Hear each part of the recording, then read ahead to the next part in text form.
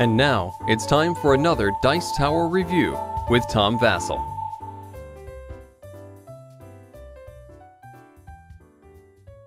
"2009 saw the start of the Griffin Game series, and these are mostly reprints of older games, but today we're going to be looking at the second game in the list, Roll Through the Ages.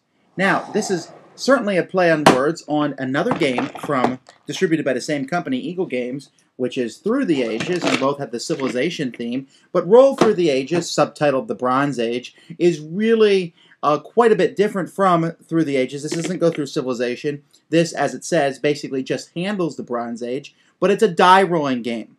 Now, in the past, most games that try to be die-rolling games with Yahtzee-similar mechanics end up being more Yahtzee-ish, I suppose, than anything else. Through the Ages is the first game I played of this type that actually felt like a completely different game that used dice as the mechanics and not merely just trying to get certain combinations. At the beginning of each game, a player gets a blank sheet which shows the different things that they can do on their turn. It also gives you different developments and monuments that they can be built, and has a track for disasters and keeping scores.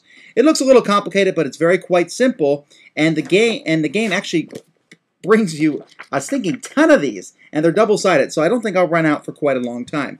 Each player also has a little board here, which keeps track of your food at the bottom, and you start with 3, and different resources that you can get during the game. Wood, stone, clay, I don't know what they all are, because it really doesn't matter, just these numbers after the resources matters. And then, of course, the most important component of the game is right here, the dice. Now, the dice have 6 different sides, and they're all the same, and at the beginning of the game, a player has 3 dice. Now, this is where the game is a bit like Yahtzee, in that you can roll the dice, you can keep some of the dice if you wish, and you get to roll 3 times in total. However, if you ever roll one of these sides of the die, right here, the skull and crossbones, you have to keep that, and you cannot roll again. So obviously, if you roll all 3 skull and crossbones during your turn, you can no longer roll the dice. After players are done rolling their dice, they look and see if they've gotten any resources. If they roll any food, they simply move their food marker up to show that they've gotten the amount of food that they've rolled. This die here can be 2 food or 2 workers. Also, players can get goods. While skeletons might necessarily be bad, getting them gives you 2 goods, and then of course there's another side of the die that gives you 1 good. When you get a goods, you'll be looking at your board, and for example, let's say I got 3 goods. I would move the bottom one first, then the second one, then the third one. I would do that next turn. The bottom resource will move the most, but gives you the least even when it's all the way over. If you manage to make this one up here move, you'll get more. For example, if this moves 4 times, it gives you 50, while if the bottom one moves 4 times, it gives you $10 worth of resources, basically. Then players will be looking at the skeletons. If they roll 1 skeleton, no problem. However, if you roll 2 of them, you're going to lose 2 points. If you roll 3, oddly enough, you don't lose any points, but your opponents lose points. And if you roll more, which is possible later on in the game, other bad things can happen to you. After players are done with that, they will then feed their cities. Each die that you roll, each city basically gives you a die. So if I'm starting the game, I have 3 dice, I have 3 cities, I need to spend 3 food. If you can't spend food for all your cities, you lose 1 point for each city that you can't feed. After that, players then can build things, and this is where the sheet comes into play. If you notice here at the top of the sheet over here, it shows you that you have 3 dice, 3 cities. If you want more cities, you have to cross off the box for each city. So for example, to get the 4th city, I need to cross off 3 boxes. And for that, I would need 3 workers, which this will give me. And here's, again, like I said, this can be 2 people, 2 workers, or 2 food, so it's my choice. A player can also decide to put some of these workers into different monuments in the course of the game. If they finish one of these monuments before all the other players, they'll get a certain amount of points. If they are not the first to finish the monument, they'll get other points, but just not as many. For example, this tall obelisk monument, the first person to finish it gets 6 points. Everyone else will then only get 3 after that. Then finally, players can buy developments on their turn. There's a whole list of developments here written on the sheet, and I won't go over all of them, but each has a different cost, and they provide a certain amount of victory points at the end of the game. And when players buy, and they also give a special ability that players can use over the course of the game. When players buy these, they can use coins that they've rolled. These are worth 7 coins, basically. and then they can spend their resources. So for example, this resource here is worth 3. 7 plus 3, let's say I rolled this coin, would give me 10, which is enough to buy a resource. The better resources that are worth more points and give better special abilities obviously cost the most. This continues. The game continues. The only other thing really is at the end of your turn, you must discard down to 6 total resources. It keeps you from hogging them up.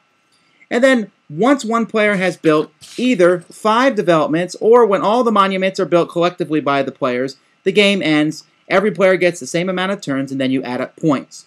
You get points for developments, points for monuments. A few monuments give you bonus points. And then you count off all the points that you've lost during the course of the game from not being able to feed your people or being hit by various disasters. Whoever has the highest score is the winner. There's also a solitaire variant you can play where you try to get a certain score in 10 turns. Through the Ages is one of my favorite games. I really like it, and I have to be honest, when I heard that someone was making a dice variant of it, I thought, oh, here we go again. Because I've played the dice version of Settlers of Catan. I've seen what dice can do, and I didn't want another Yahtzee variant, but it's not a Yahtzee variant. There's a mechanic from Yahtzee used in the game, but it's completely different. Yes, it doesn't span history. It just does a little bit, but there's a lot of strategy in the game. What are you going to do on your turn? Are you going to go for food? Are you going to try and manage to get all 7 dice as quickly as possible so that you're rolling more people to build up the monuments? Are you going to focus on monuments, developments, or a scattering of both? What developments are you going to buy? Some developments add 1 to every food die you roll. Other developments add 1 to every person that you roll. Also, some of them can protect you from different negative events. For example, you roll 2 skulls, nothing happens to you. Someone else rolls 3 skulls, you don't have to worry about getting hit by the points there. And even that's an interesting feature of the game. When you roll 2 skulls, that's going to hurt you, so why not roll for that third one and hurt someone else? Or do you need to roll that die and use it for getting food for your people?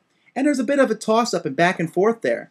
I find that the game is an interesting exercise with one person, and it's actually pretty fun with 2 people. It's one of the few games where, when I'm playing someone, we sit side by side and we play.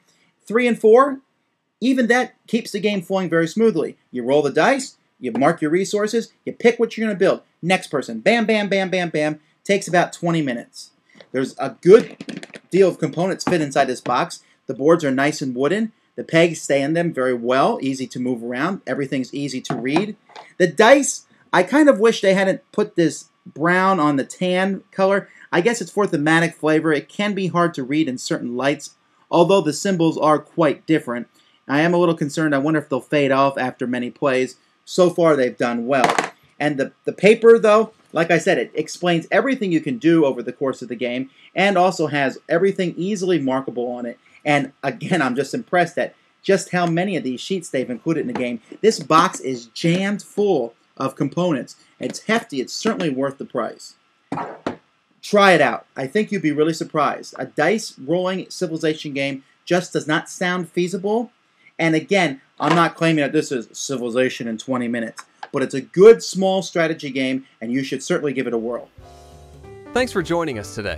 For more written, audio, and video reviews, as well as the #1 board game podcast, check out the website at www.thedicetower.com. Until then, this is Eric Summerer, and you've been watching The Dice Tower.